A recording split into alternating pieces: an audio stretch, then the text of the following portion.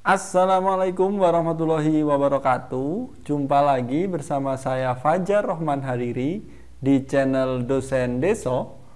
Di video kali ini kita akan ngebahas mengenai soal SKB, seleksi kompetensi bidang untuk CPNS tahun ini. Ini untuk guru PGSD atau PGMI ya. Nah, ini kan ada bagian yang namanya pedagogik gitu ya. Jadi ada beberapa bagian, itu ada sekitar 30% ya kalau nggak salah ya. Kalau saya salah tolong dibenerin berapa persen pedagogiknya ya. Jadi ini cukup lumayan ya, dan cukup penting untuk poin penilaian di SKB tuh. Nah, sebelumnya saya ucapkan juga buat teman-teman calon-calon guru SD, guru MI yang akan mengabdikan dirinya ya di SD atau di MI yang dituju sebagai ASN atau PNS ya. Saya doakan semoga SKB-nya lancar. Buat teman-teman yang belum subscribe channel ini, silahkan di subscribe supaya nggak ketinggalan info menarik mengenai CPNS. Dan yang mau follow IG saya ini ya di @dosendeso. Yang suka silahkan di like, komen, dan juga share. Nanti kalau saya salah tolong dibenerin ya, karena memang mungkin ini bukan di bidang saya cuma sharing, contoh soalnya kayak gini, penyelesaiannya kayak gini, jadi kadang-kadang saya ada salahnya gitu ya. Tolong dikoreksi kalau salah. Oke, kita langsung masuk ke soal yang pertama. Faktor yang penting dipertimbangkan guru dalam melaksanakan diskusi pemecahan masalah proses pembelajaran adalah A. Waktu yang tersedia untuk melaksanakan diskusi, B. Rumusan masalah yang harus didiskusikan, C. Jumlah peserta didik yang mengikuti pembelajaran, D. Motivasi belajar siswa. Untuk soal ini, faktor yang paling penting adalah rumusan masalah yang harus didiskusikan. Jadi yang ini kan yang paling penting ya. Jadi kalau diskusi itu memang harus jelas rumusan masalahnya apa yang mau dihasilkan dari diskusi tersebut gitu. Baru mungkin waktu, jumlah peserta, motivasi, nah itu mungkin belakangan. Tapi yang paling utama adalah di rumusan masalah yang harus didiskusikan. Jadi kalau jumlah pesertanya ada tapi nggak punya rumusan atau rumusnya nggak jelas kan juga nggak bisa gitu ya, nggak optimal. Oke, lanjut. Pernyataan di bawah ini merupakan karakteristik perkembangan peserta didik SD atau MI ditinjau dari aspek fisik, kecuali A. Menunjukkan variasi yang besar pada tinggi dan berat badan, B. Memiliki keterampilan fisik untuk memainkan permainan, C. Penambahan-penambahan dalam kemampuan motorik halus, D. Memiliki kemampuan dalam mengangkat beban yang berat. Ingat, ini adalah kecuali. Jadi kalau kecuali ini jawabannya adalah D ya. Jadi karakteristik perkembangan peserta didik SD atau MI ditinjau dari aspek fisik itu antara lain mulai kehilangan gigi bayi, namun tumbuh gigi baru, memiliki dorongan dan energi secara eksplosif, mengulang kembali keterampilan-keterampilan secara tuntas, dan menyenangi olahraga secara berkelompok. Jadi memiliki kemampuan dalam mengangkat beban yang berat ini bukan merupakan karakteristik perkembangan aspek fisik anak usia SD atau MI gitu ya. Lanjut. Model pembelajaran yang mempunyai keunggulan antara lain berpikir dan bertindak kreatif, memecahkan masalah yang dihadapi secara realistis, merangsang perkembangan kemajuan berpikir siswa untuk menyelesaikan masalah yang dihadapi dengan tepat adalah A. Role playing, B. Inquiry, C. Problem solving, D. Picture and picture. Nah ini ada keywordnya adalah pemecahan masalah, jadi jawabannya adalah C ya, problem solving. Nah untuk model pembelajaran yang lain itu perlu teman-teman baca, siapa tahu akan muncul di tes seleksi kompetensi bidang gitu ya. Lanjut. Sorry udah ketahuan tadi jawabannya ya. Kreativitas ini merupakan salah satu karakteristik perkembangan intelektual siswa SD yang artinya kemampuan untuk A. Memecahkan masalah-masalah dalam kehidupan sehari-hari yang sering dilakukan dan menghasilkan kepuasan kepada dirinya sendiri dan orang lain. B. Penalaran yang menggunakan logika-logika yang dapat diterima oleh semua orang dan menghasilkan penyelesaian persoalan untuk mengambil keputusan. C. Berpikir tentang sesuatu dengan suatu cara yang baru dan tidak biasa, serta menghasilkan penyelesaian yang unik terhadap berbagai persoalan. D. Mengembangkan ide-ide secara cerdas dalam rangka penyelesaian masalah-masalah yang dihadapi dalam kehidupan masa sekarang maupun masa yang akan datang. Nah, ini jawabannya adalah C ya teman-teman. Berpikir tentang sesuatu dengan suatu cara yang baru dan tidak biasa, serta menghasilkan penyelesaian yang unik terhadap berbagai persoalan. Nah, kreativitas ini merupakan salah satu karakteristik perkembangan aspek intelektual siswa SD. Menurut Hurlock, ini kreativitas ini adalah kemampuan untuk berpikir tentang sesuatu dengan suatu cara yang baru dan tidak biasa, serta menghasilkan penyelesaian yang unik terhadap berbagai persoalan. Oke, lanjut ya.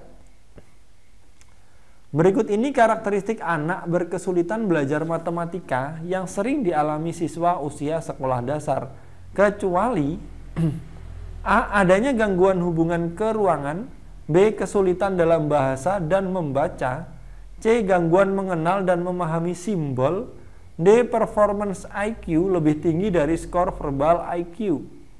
Nah, jawabannya adalah D. Performance IQ lebih tinggi dari skor verbal IQ.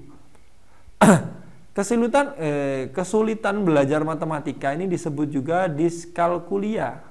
Menurut Lerner dalam Mulyono, karakteristik kesulitan belajar matematika meliputi 1. Gangguan dalam hubungan keruangan, 2. Oh, ini soalnya kecuali ya, sorry saya tadi nggak mengingatkan, ini soalnya kecuali.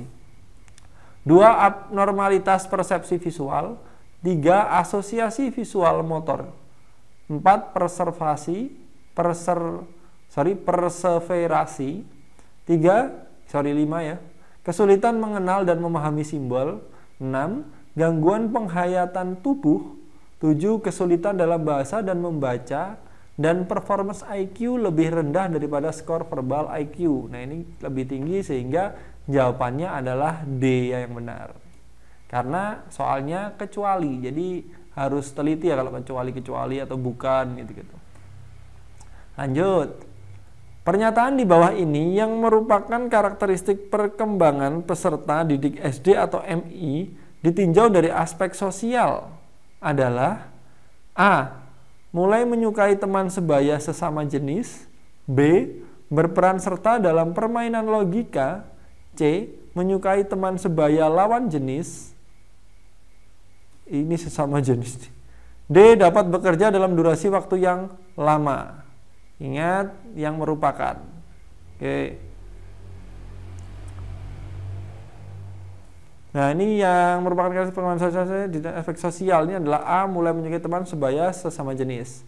Ini karakteristik perkembangan peserta didik SDMI ditinjau dari aspek sosial, antara lain mulai dapat bekerja sama dalam kelompok, memiliki keasikan sendiri, dapat beradu argumentasi, menyukai teman sebaya sesama jenis. Jadi mulai menyukai teman sebaya sesama jenis, berperan serta dalam permainan logika, dan menyukai teman sebaya lawan jenis bukan merupakan karakteristik perkembangan peserta didik usia SD. Itu ya. Oke, karena ditanyakan adalah SDMI ya. Lanjut. Faktor yang penting dipertimbangkan guru dalam melaksanakan diskusi pemecahan masalah proses pembelajaran adalah A. Waktu yang tersedia untuk melaksanakan diskusi, B. Rumusan masalah yang harus didiskusikan, C. Jumlah peserta didik yang mengikuti pelajaran, D. Motivasi belajar siswa. Oh, ini tadi udah ya kayaknya ya, rumusan masalah didiskusikan, sorry, double ini tadi berarti soalnya ya. Oke, segitu dulu ya teman-teman. Nggak usah banyak-banyak, yang penting istiqomah. Saya selalu mengingatkan selalu istiqomah, 10 soal kah, atau 15 soal, atau mungkin 5 soal, yang penting istiqomah. Mungkin pagi baca-baca, malam baca-baca lagi, latihan gitu-gitu ya. Lalu saya juga selalu mengingatkan, karena ini lagi rame pandemi corona ya, Indonesia lagi, menurut saya sudah bisa dikatakan gawat, bahaya, karena sudah ditetapkan sebagai bencana nasional oleh pemerintah. Nah, sudah selayaknya kita sebagai calon ASN itu support dengan kebijakan pemerintah. Kalau ada himbauan untuk diam di rumah, kalau memang teman-teman tempat kerjanya libur, ya diam di rumah, nggak usah kemana-mana, nggak usah keluar kalau memang tidak penting-penting banget, ya.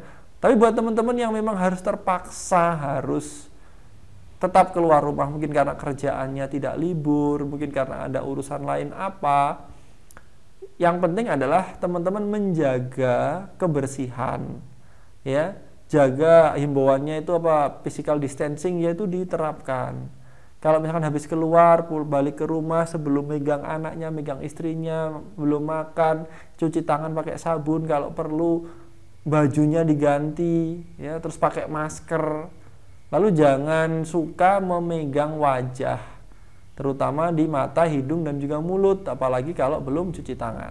Ini saya tidak akan lelah mengingatkan teman-teman, ya, karena memang ini saya bikinnya kan pas lagi rame corona, ini tanggal 29 Maret 2020, dan saya doakan supaya teman-teman yang lolos SKB maupun yang tidak lolos, atau semua yang nonton video ini terhindar dari virus corona, sehingga teman-teman akan senantiasa diberikan kesehatan, ya, untuk persiapan SKB ini biar nggak sakit, ya. Karena kalau kalian persiapannya sematang apapun, tapi kalau waktu tes itu kalian sakit, tidak fit, itu pasti akan merusak segalanya.